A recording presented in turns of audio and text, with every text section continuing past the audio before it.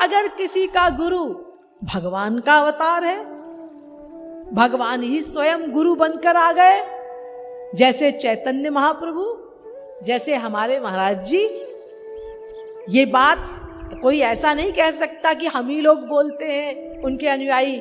ये तो बाहर के भी अनेकों विद्वानों ने बोला है सबके समक्ष कि साक्षात श्यामा श्याम के स्वरूप है, साक्षात राधा कृष्ण के स्वरूप है।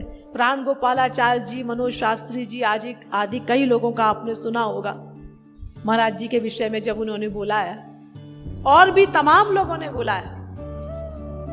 तो अगर भगवान के अवतार हैं तब तो फिर वो चले भी जाएं तो नए लोग भी आते हैं तो उनका भी योगक्षेम वहन करेंगे, क्योंकि वो भगवान है।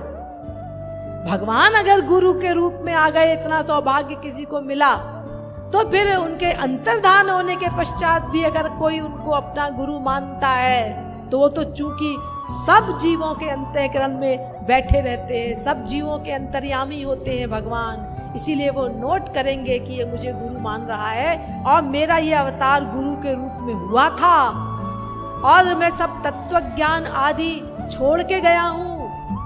कैसे तत्व ज्ञान का प्रयोग किया जाए, आगे बढ़ा जाए, सारी तरकीबें बता के गया हूँ। तो उसका आश्रय लेकर के अब ये जीव आगे बढ़ने का प्रयत्न कर रहा है, तो मेरा भी कर्तव्य है कि मैं अपना काम करके इसकी हेल्प करूं।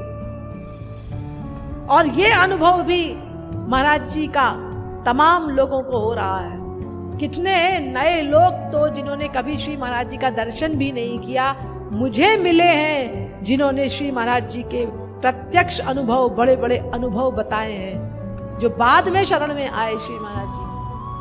ये सिद्ध करता है कि श्री महाराज जी साक्षात भगवान है। इसीलिए वो खाली उनकी लाइफ टाइम में हुए शरणागतों का ही योगक्षेम वहन नहीं कर रहे हैं, वो बाद में उनकी शरण में आने वाले जीवों का भी योगक्षेम वहन कर रहे हैं। लेकिन जो महापुरुष होता है, भगवान का अवतार नहीं है, वो खाली उसके समय में जो शरणागत हो गए उन्हीं का योगक्षेम वहन करता है, लेकिन कर्ता भगवत प्राप्ति तक है वो भी, क्योंकि उसके पास भगवान की सब शक्तियां होती हैं। इसीलिए वेद कहता है गुरु भक्तिम सदा कुर्यात, ब्रह्म विद्योपनिषद, ये 30वां मंत्र है, 30वां मंत्र ब्रह्म विद्योपनिषद का। अर्थात अनंत काल तक गुरु की भक्ति करनी होगी, खाली भगवत प्राप्ति तक नहीं, भगवत प्राप्ति के बाद भी आपको गोलोक में गुरु के नीचे ही रहना होगा और गुरु आपसे भगवान की सेवा करवाएगा। सीधे नहीं मिलेगी आपको भगवान की सेवा, गुरु देगा आपको भगवान की सेवा, तब आप भगवान की सेवा कर सकेंगे। इसीलिए गुरु का संग अनंत काल का होता है। इसलिए दिमाग से निकाल दो कि श्री महाराज जी कहीं चले गए हैं, अंतर्धान हो गए हैं। सदा उनको अपने साथ महसूस करो, योगक्षेम वहन कर्ता के रूप में। भगवत प्राप्ति तक वो हमारे हैं।